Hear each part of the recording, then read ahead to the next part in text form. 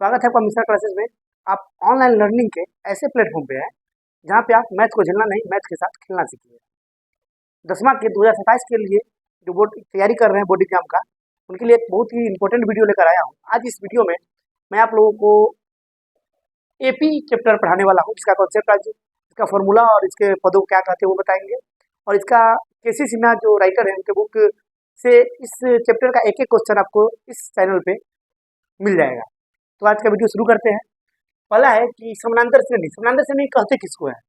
तो संख्याओं का एक ऐसा अनुक्रमण जिनमें किसी भी दो लगातार पदों के बीच का अंतर समान हो। संख्या का ऐसा अनुक्रमण लेना इसका दो पदों के बीच अंतर समान हो, वो संख्या एपी कहलाएगा। इस देखिए यहाँ एक संख्या का अनुक्रमण हम लिए हुए पहले से 3, 5 और 7 और 9। तो किसी भी दो संख्या के लीजिए, 3 और 5 के बीच 2, 5 और 7 के बीच 2, 7 और 9 के बीच 2, मतलब जो भी पद के अंतर लेंगे 2 आएगा, ये संख्या कहलाएगा एपी। एपी का ये अनुक्रमण कहलाएगा। ठीक है, अगला देखते हैं जो प्रमुख इसमें पद कौन कौन से आते हैं। तो पहला एपी का प्रथम पद, ये 3 जो यहाँ पर आप देख रहे हैं, 3 ये एपी का प्रथम पद है। किसी भी अनुक्रमण का पहला पद, ये अनुक्रमण है 3, 5, 7, 9, इसका पहला पद 3 है, तो 3 कहलाएगा एपी का पहला पद। तो सारवंतर वह स्थिर पद, जो सभी संख्याओं में जुटता है। देखिए पद जो ये अनुक्रमण का पद है 3, 5, 7, 9, इसमें जो जुटते जा रहा है 2, 3 के बाद 5 हुआ, 5 के बाद 7, 9, 2, तो इन 2 जो है इसका सारवंतर, इसका डी कहलाएगा। उसके अलावा हम चलते हैं पदों की संख्या।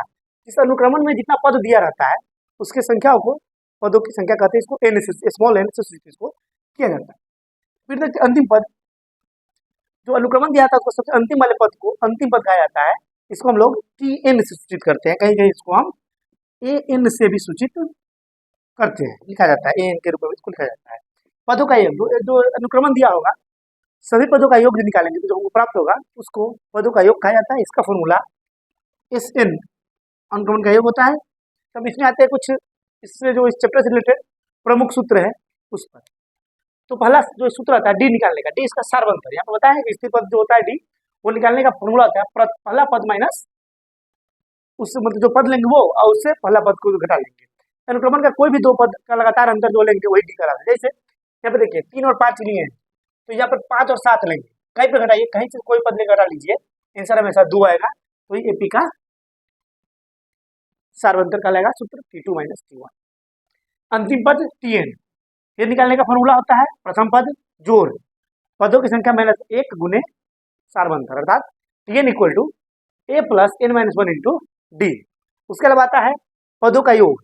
पदों का योग निकालने का फॉर्मूला 2 होता है। एक जो होता है इसी पर तोड़ेंगे, जैसे कि n/2 × a + Tn, और एक होता है n/2 × 2a + n - 1 × d। इसी को तोड़ेंगे तो ये प्राप्त हो जाएगा। तो ऐसे के लिए 2 तरीका से निकाल सकते हैं। उसके अलावा आता है अगर 3 लगातार पद एपी में दिया हो और एपी हमको ज्ञात नहीं हो तो हमको मानना क्या है, तो मानेंगे a - d, a और a + d। चीज उम्मीद करते हैं कि ये आपको समझ में आया होगा। ये एपी का पहला चैप्टर जो उसके परिचय था और प्रमुख सूत्र था उसमें बताया गया है।